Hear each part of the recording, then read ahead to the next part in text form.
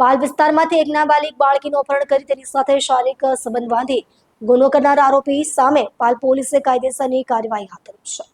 Police commissioner Anupamsinh ગેહલોતની સૂચના અનુસાર વાહન ચોરી, મોબાઈલ ચોરી, ઘરફોડ ચોરી, લૂંટ ધાડ, નાસ્તા ફરતા આરોપીઓ અને વણશોધાયેલ ગુનાઓ શોધવાના ભાગરૂપે પાલ પોલીસ સ્ટેશનની ટીમે સફળ કાર્યવાહી કરી છે. Police inspector S. શાહના માર્ગદર્શન હેઠળ પાલ પોલીસ સ્ટેશનના સર્વેલન્સ ઇન્ચાર્જ ASI મગનભાઈ કુલસિંઘે અપહરણ અને શારીરિક સંબંધ બાંધવા અંગેનો ગુનો નોંધ્યો હતો.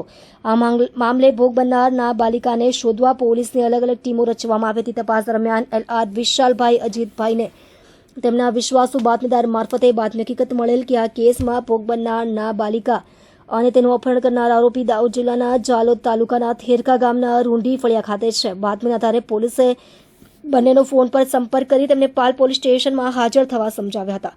પોલીસે સૂચના બાદ આરોપી ભોગ બનનાર નાબાલિકાને લઈને પાલ પોલીસ સ્ટેશનમાં હાજર થયો હતો. પૂછપરછમાં આરોપીએ ભોગ બનનાર સાથે શારીરિક સંબંધ બાંધ્યાની કબૂલાત કરતા પોલીસે ભારતીય ન્યાય સંહિતા મુજબ યોગ્ય કલમો ઉમેરી આરોપી વિરુદ્ધ કાયદેસરની કાર્યવાહી હાથ ધરી છે.